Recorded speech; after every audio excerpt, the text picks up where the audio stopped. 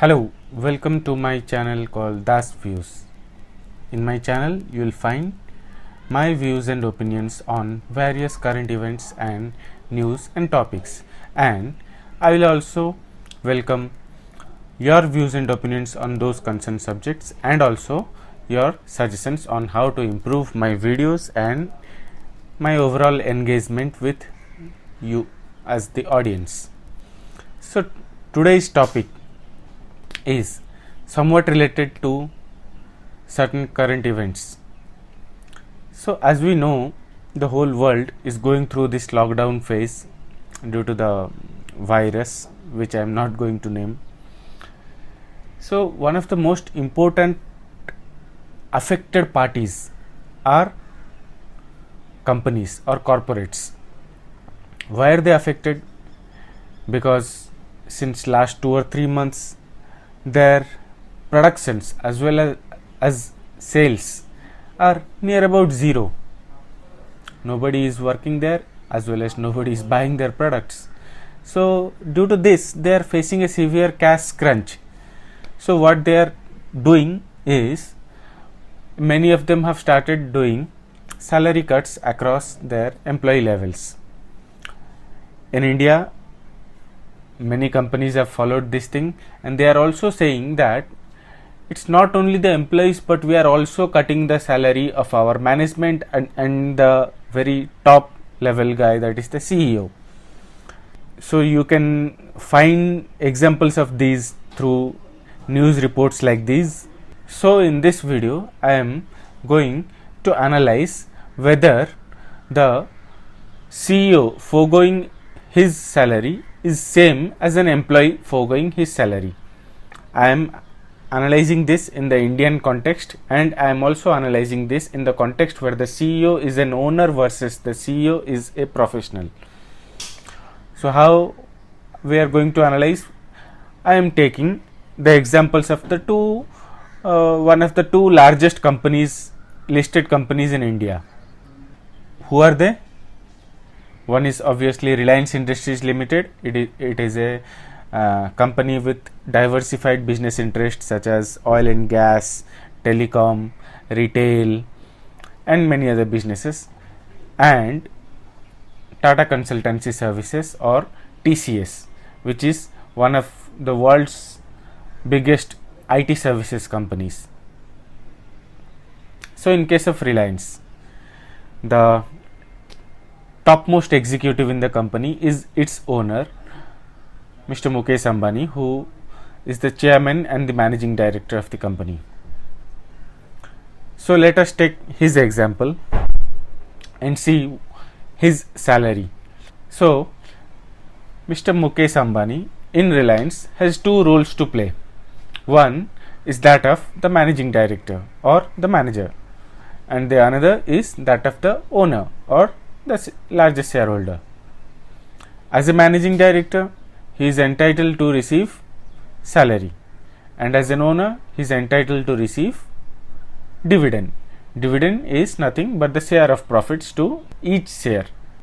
So his salary for the financial year 2019 was rupees 15 crores. This amount has been kept at a fixed level since the last few years. In his case, the breakup you can find it from the annual report. That is, he is paid a salary and allowances of 4.5 crore rupees approximately, perquisites of 31 lakhs rupees, retirement benefits of 71 lakhs, commissions of around 9.5 crores. So the total comes around 15 crore rupees. As an owner, as he is entitled to dividend, we will see how much dividend he is earning. So in 2019, the Ambani family ownership in Reliance Industries was 50.07%. In terms of number of shares, that amounted to 309.8 crore shares. The board of Reliance Industries recommended a dividend of 6.5 rupees per share in 2019. So the total dividend that was paid to Mr. Ambani and his family was 309 crore shares into 6.5 rupees per share, that is 2014 crore shares. Now Compare these two amounts, salary 15 crore and dividend 2014 crore. The company pays tax on the dividend, so the shareholder who receives the dividend doesn't have to pay any tax on it. So that there is no tax on dividend, which means that this 2014 crore rupees is completely tax free. Now let us come to the example of TCS. In TCS, the highest paid executive is Mr. Rajesh Gopinathan. He is the MD and CEO of the company. He is a professional, unlike Mr. Mukesh Ambani, who is also the owner of Reliance Industry. Here, Mr. Rajesh Gopinathan is not an owner of TCS. The owner of TCS is Tata Sons, which we call as Tata Group. The owner of Tata Group are various trusts and various individuals such as Mistry family. So, Rajesh Gopinathan, similarly like Mr. Ambani, he is entitled to salary as CEO and dividends as a shareholder. So, as a CEO, he is paid a salary of rupees 16.03 crore in financial year 2019. As a shareholder, he owns around 2260 shares in TCS. The dividend paid in 2019 was rupees 30 per share.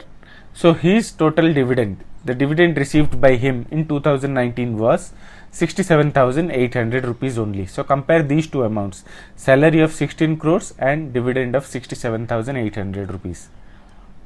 Now if we compare the total income, that is salary plus dividend income of both the professionals, Mr. Mukesh Ambani as well as Mr. Rajesh Gopinathan, we'll find out that Mr. Mukesh Ambani was paid rupees 15 crores and dividend of 2014 crores. So the his total income in 2019 was 2029 crores.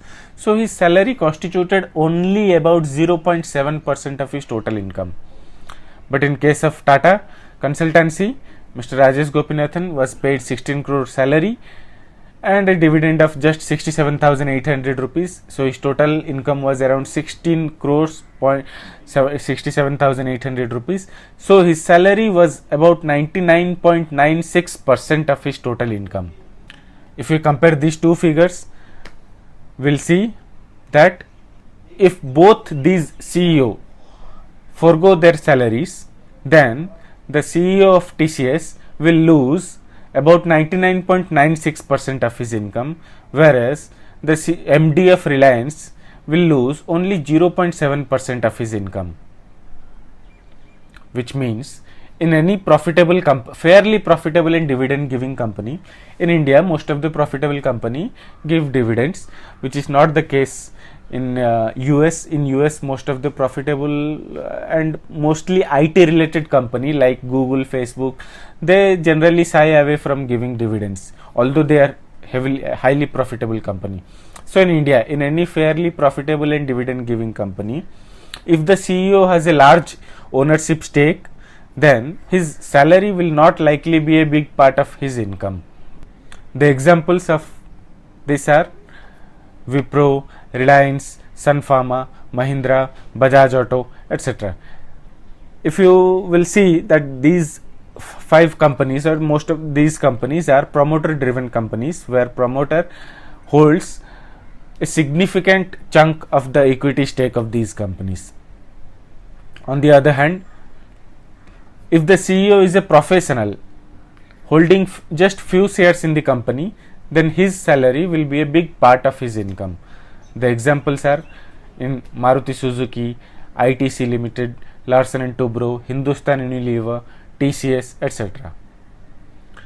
So, what we understood from this? So basically, if the CEO is the owner, then if he forgoes the salary, it doesn't impact that much on his total income. So nowadays, as many of the companies have come forward and said that we are cutting the salaries of our CEO, so it is to be seen that whether these CEO are also the owners or just the professional CEO. If they are the professional CEO, then the pay cut will have a significant impact on their earnings. So they will be kind of similarly affected like that of the employees. But if the CEO is also the owner of the company, then even if he undergoes a 100% pay cut, it doesn't impact his total income. But all said, it is a good step for the CEO, even if he is a owner, to undergo a 100% pay cut in those times, just to show his leadership that I am also taking a salary cut, so you can also take a salary cut. So I am not trying to say that this is a bad thing. This is obviously a good thing, but we just try to analyze the economics or finances behind this move. Thank you. Your suggestions on this video are always welcome. Thank you.